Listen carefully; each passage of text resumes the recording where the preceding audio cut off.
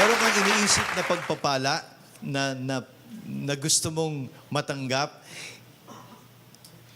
It is beyond words, no? He always blesses beyond our imagination or think or beyond what we ask from God, no? So we've got to believe first the goodness of God in order to experience it. Dapat magbago tayo po ng mindset na ang pagpapala ng Diyos ay para sa atin, no? Ang pagpapala ng Diyos ay hinanda na para sa atin. Meron po akong favorite verse nung ako po'y batang Kristiyano pa. Nasa Psalm 127 verse 2. Ito po yung nasa good news, ano? Sabi niyon, "For the Lord provides for those He loves while they are asleep." For the Lord provides for those He loves while they are asleep. Tulog ka pa lang, ay hinahanda na ng Panginoon o niluluto na sa panadirya ang pandesal na kakainin mo. No? Niluluto na. So, ito yung sinasabi ng ating Panginoon. Meron ng nakareding pagpapala sa ating pagmulat pa lang ng mata mo ay meron ng gustong ibigay sa iyo ang ating Panginoon. Alam niyo po, meron kaming baby sa bahay. Kapag nagising siya, ay ang unang tanong namin sa kanya, "What do you want, baby? What do you want to eat?" Di ba? Ganun kagad yung aming sinasabi dun sa baby namin. Actually, 8 years old na yon, hindi na siya baby. Pero pagka nagising na siya, "Hello, baby!" Parang nag-iiba na yung mundo namin. At "What do you want to eat? Anong gusto mong kainin?" No? Ganyan kagad kami. Kasi ganun yung heart ng Father. Ganun yung puso ng Ama sa atin, no? Kanina nga in-example ko na, 'di ba minsan tayo lalo na pag may mga maliliit pa yung anak natin, minsan sinisilip mo lang sa kwarto o sa kuna, no? Sinisilip mo lang siya. Minsan nga tinitignan mo kung humihinga eh. Tingnan mo yung niya. Kasi no? But all the tenderness, yung pag-aalala mo, yung protection mo, yung gusto mo i-protect yung bata, minsan sisilipin mo lang. Minsan tititigan mo lang siya, tapos magi-smile ka lang, di ba? Ganun yung mga magulang. That's the tenderness or the heart of the Father for all of us here. Ganun ang nais ng Ama na maramdaman natin sa Kanya. He really loves us, no? He is not mad, no? He is not mad at us. Hindi siya nagagalit sa atin because yung galit na para sa atin ay ibinuhos na sa katawan ni Kristo, no? So wala nang natitirang galit ng Diyos sa lahat ng mga Kristiyano dahil siya ay iniligtas na ng Panginoon.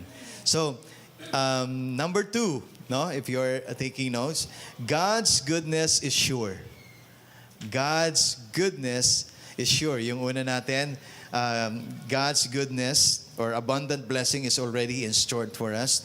So number 2 point natin, God's goodness is sure. Let's turn to Psalm 23 verse 6. Sabi diyan, "Surely goodness and mercy will follow me all the days of my life, and I will dwell in the house of the Lord forever." Alam niyo po ba, pag tinignan niyo yung word surely sa Greek or sa Hebrew, makikita niyo surely. Ibig sabihin, sigurado lang. Yun ang ibig sabihin niyan. Surely, goodness and mercy will follow me all the days of my life. Hindi lang one-time deal. Hindi lang one-time deal. Ang sabi diyan, all the days of my life. So, I believe the reason why we are not receiving His best, pakinggan po natin ito, no? Naniniwala ako, minsan kaya hindi natin natatanggap yung para sa atin talaga na nais ng Panginoon because we settle for less. Parang, minsan may naririnig ako naman, Lord, ay kumain lang ng Lucky Me araw-araw, okay na sa akin. Parang spiritual ka, di ba? Lord, ako naman, tuyo lang, okay na ako araw-araw. Alam mo, spiritual ka, pero hindi ka magandang ehemplo. Ito po, sinasabi ko sa inyo, pag may narinig kayong Kristiyano na taga-global, na nag-pray nung ganon, pakibatukan nyo po. Bibigyan ko po kayo ng absolution. Pwede nyo po silang batukan. So, makikita ninyo na hindi siya biblical, no? Hindi siya biblical. Ang nais ng Panginoon ay tunay na pagpalain ang kanyang mga anak. Tunay na pagpalain ang kanyang mga anak. So this verse says, God's goodness will follow us all the days of our lives. Not a one-time deal, no? That's why in John 1:16, sabi doon, one blessing after another. One blessing after another. Pagpapala ulit, pagpapala hanggang hindi matapos na pagpapala, no? One blessing after another, not one suffering after another, no? Hindi po 'yun ang sinasabi sa salita ng Diyos. Pastor, sabi doon sa John 16:33, no? In this world, you will have trials and tribulation. Tumitigil sila doon, pero meron pa palang kaduktong 'yon, no? Rejoice, no? Or cheer up, for I have overcome the world, no? Ibig sabihin, pinagtagumpayan niya na yan para sa atin. So the word goodness means speaks of the things that are good, no? Kind, beautiful, pleasant, and agreeable. Alam niyo po, kapag I think si Andrew Womack din na nagsabi nito, isang pastor, no, at tele-evangelist, sabi niya, that God is a good God and the devil is a bad devil. Ibig sabihin, walang pinanggagalingan ng maganda ang demonyo.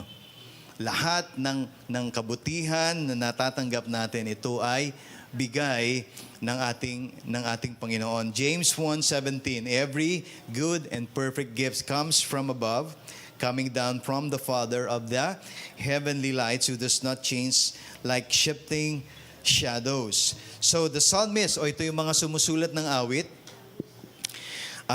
they are confident, yung kanilang confidence galing sa goodness, galing sa kabutihan ng ating Panginoon, no? So this is their expectation, no, that they say, surely goodness and love will follow me all the days of my life. Another verse in Psalm 27, no? We are concluding now. Another verse in Psalm 27, verse 13. This is the very words of David. Sabi niya, alam niyo po, nung ako po ay bagong Kristiyano, every time na meron akong nararamdaman na let's say kapag ikaw in your lowest moment, o meron kang pagsubok, no? Meron kang pagsubok. Ito po ang lagi kong inuulit-ulit sa aking puso. I know that I will see the Lord's goodness in this present life. Pansinin niyo po, present life. Marami ako mga naririnig na sinasabi nila, di bale, pag ako'y namatay, magiginhawa na naman ako sa langit. Hindi po natin kailangan ng blessing sa langit dahil talagang puro pagpapala na ron, no? Ibig sabihin, all is well, no, up there in heaven. Alam niyo kung saan natin kailangan yung pagpapala? Dito sa mundo. Kaya, the goodness of God is to be experienced in this life. Nakuha niyo? Ang kabutihan ng Diyos can be experienced in this present life. That's why the psalmist says, I know that I will see the Lord's goodness in this present life. So what is your expectation in the year 2013? Ano expectation natin? Iiwang ka niya? Ha? Or hindi ka makakakuha ng trabaho? Or natatakot ka, baka magkasakit ka? Or whatever. Don't make that your expectation, no? Remember, let this be our declaration that I know that I will see the Lord's goodness in this present life. Let me close with these two verses, no? One in Jeremiah 29:11. Uy, very familiar to. Sino yung nakakaalam ng Jeremiah 29:11? Doon sa mga hindi nakakaalam, tingnan niyo po ito.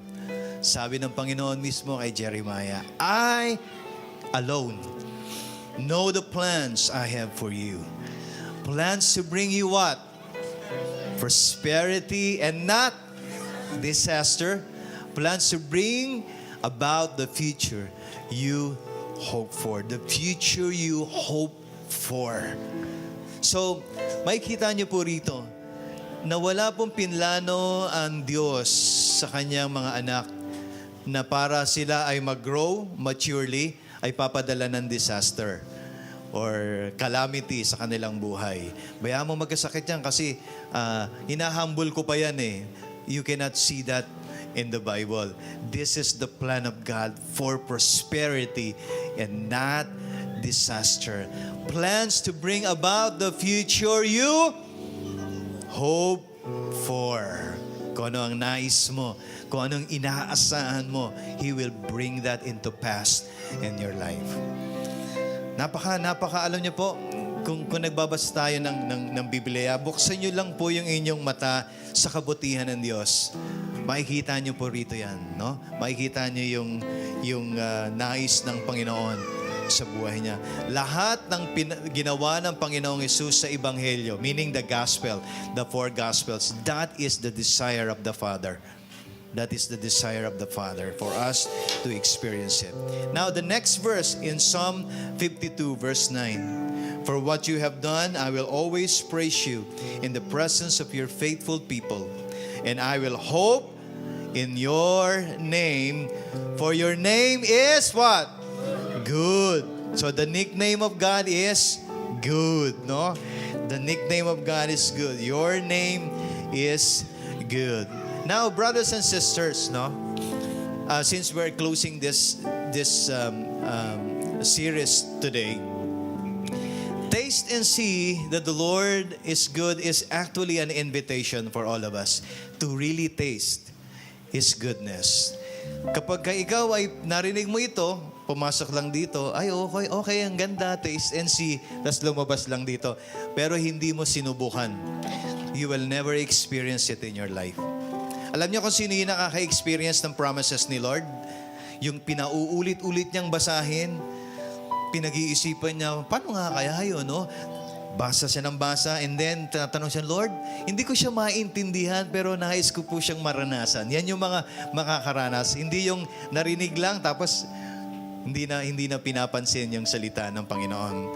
If you want to see the goodness of God, you should expect it in your own life. Dapat ito po ang ating nais makita sa ating buhay, because the heart of the Father is He really wants to bless His people.